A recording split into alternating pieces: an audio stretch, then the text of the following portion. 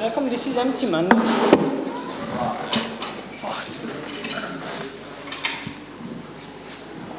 Jake, that was a destructive finish with the body shot. First of all, did you see that coming a mile away with him being open to the body? And obviously, the obvious comparison with it being Makhayev's last opponent, you finished him quicker than Makhayev did as well. Leaves an opening for that fight if you want to pursue that. Yeah, well, in preparation, I saw that he rushes in. So it's like a timing shot as a guy closes the distance, boom, the uppercut's right there. And also it acts as like a takedown defense as well, because if he happens to shoot at that time instead, I can use it as an underhook. But, I don't want to give too much away and give fighters free advice. You got to pay me for a PT. You know what I'm saying? But yeah, I finished him quicker than Makhayev finished him. It was life or death work for Makhayev, so,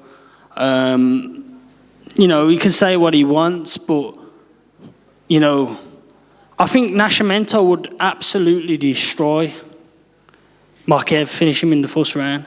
I've learned a lot since that fight. I've grown, I've got better. Makhayev's been turning the fight down for about 7-8 years, but instead he wants to fight me in the back, in the streets and stuff like an idiot. You know what I mean? But hopefully that fight can happen one day, but probably not. But hopefully I can get a top 15 opponent next or crack the top 15 rankings. And what was that experience like fighting in the O2 on probably the biggest card in UK MMA history as well, just drawing from that crowd? Yeah, man, I felt like a modern-day gladiator coming out and all the people are there, thinking in my mind, they're all there for me. I felt like a modern-day gladiator, bloodthirsty. I was bloodthirsty, you know what I mean? Yeah, I don't want to be too graphic, but like, fighting gets me going. Yeah. Well done on the victory. Jake, how you doing, mate? All right. First of all, congratulations on your win, mate. So how did it feel coming out today, knowing that one of your teammates is the welterweight champion, he's headlining the card? Did you sort of feel like his army behind him sort of thing now? Did it give you any more sort of motivation today? Yeah, man, of course it gives me motivation, obviously, to see Leon as the champion. I mean, I've always dreamed and always thought, I'm going to be champion one day, but to see a friend and a fellow training partner, and even at one stage he was my coach earlier on in my career, and he's the champion, so it's like, it makes the dreams even more believable, and, it helps push the MMA, especially here in Birmingham, you know what I mean? There's been a lot of pioneers of Birmingham MMA, and Leon's definitely one of them. And also my coach, who was in my corner, Vaughan Lee, pioneer of Birmingham MMA. So, yeah, we're helping it grow and helping the kids in the area, because Birmingham's known for being rough, you know what I mean, rough and tough. And it's giving the people another avenue, getting off the streets and, yeah. Yeah, well, as you know, I match fights. You sent me some fighters to match for you before. And so how important do you feel it is to give back to your community, to show, like, where you've come from, what it was like on the streets of Birmingham, and does it feel like almost self-rewarding and really important that someone like you is doing that? Yeah, definitely feels rewarding, obviously I got a few fighters in the gym and they're looking up to me and feeling like the one day they can get there and that, and as long as you work hard and listen, you'll get there, And one more thing from me, you lived up to your nickname with that finish. Those arms were coming down like King Kong, man. You know what I mean? The way you were throwing them hammer fists, you look like just an angry silverback, man. Yeah, well, that's why they call me White Kong, isn't it? Like, I don't know, it just come out. Just come out of me then. Congratulations, man. Thank you. Jake, right here, I have to get your reaction to when he came in overweight. Like, this missing weight, but the missing weight by that much is much different. Yeah, I mean, 3.5 pounds is a lot, especially at a flyweight level. Obviously, percentage-wise, it's a lot more than a welterweight or whatever. Percentage-wise, he's missed it by quite a lot. And I took 30% of his purse, but, it's not a lot when you miss the weight by that much. I do think it was a strategic move. The last two opponents have missed weight by quite a bit. I think it was strategic because he wants to come in a bigger man and try and hold me on the floor and stuff like that. That's what I thought it was, a strategic weight miss. But if anything, I come in the cage and I was bigger than him. I'm a big flyweight. I cut a lot of weight. So, you know, they could keep trying, but they're going to keep getting banged. When you say strategic, is that what was going through your mind? Because normally when you miss weight by that much, you're usually one of the last few fighters to weigh in because you're trying to use as much time. But he was second or third fighter he weighed in before you, and he still came in overweight. Yeah, well, I got like a call at like 9:30 on the night saying that he quit cutting weight at 8 p.m. So I was like, mate, fuck, I've already done half the weight, you know what I mean? Like,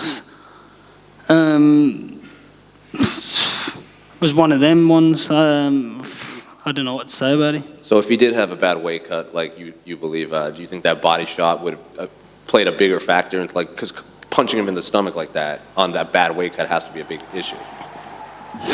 Yeah, but that would have hurt him regardless. These MMA fighters don't see these shots coming.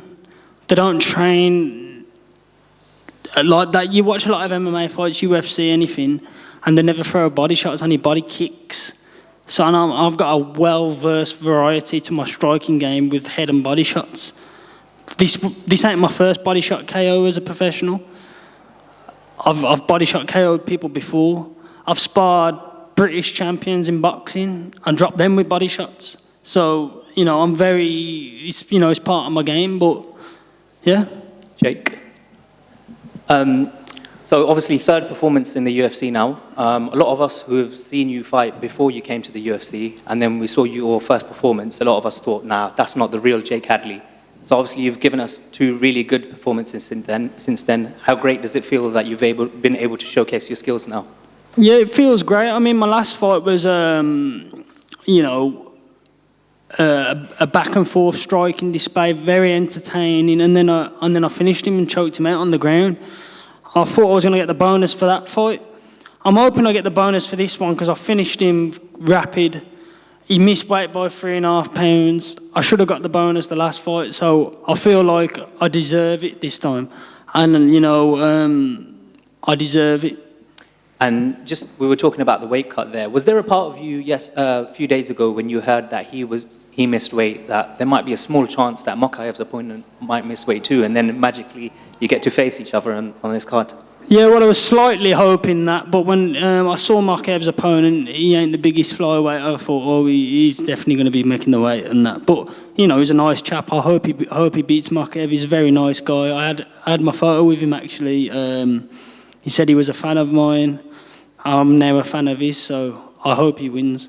And if there is another card that people are talking about in July, would you like to fight on that one? Yeah. Why not? Congratulations. Thank you. Just one more. I know obviously you have your home base here and everything, but would you be happy to go fight in Las Vegas on these massive cards? Like Makhachev wants to fight on that International Fight Week card in July. Yeah, man, I love fighting in Vegas. I fought 3 times already in Vegas, so a date for me, August or September, if there's anything around there in Vegas. I don't know if there is or isn't, but yeah, I mean, I'll fight anywhere. I fought in Cape Town, South Africa. They had a voodoo doll what looked exactly like me and was poking it with sticks and shit, and people was saying that it was going to kill me and stuff, so I'll fight anywhere. I fought in, people's backyards. I don't care. I'm a warrior. I don't give a crap. Sorry, just one more from me, Jake. I remember you telling me that there was a lot of people in school that, even used to bully you, said you couldn't make it, you would never be where you are today. So I want to give you the opportunity to say something to those people who doubted you. I ain't got nothing to say to them, you know what I mean? Like, obviously, it's like an unachievable goal, isn't it, really? Like, how many people as a kid said to their parents or whatever, I want to be a footballer when I grow up, Dad, or I want to go to space or something. How many people follow their dreams and follow their goals and that? You know what I mean? Not very many. So I'm not shocked that a lot of people said that to me growing up, and but I've proved everyone wrong. Hard work. No one from my area has ever made it to the UFC or anywhere. No one. You know, I'm the first ever UFC fighter from Albury.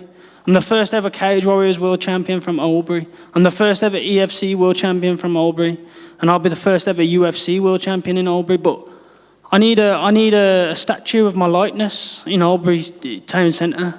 You know what I mean? Or at least a spray painting somewhere. You know what I mean? I need something like that.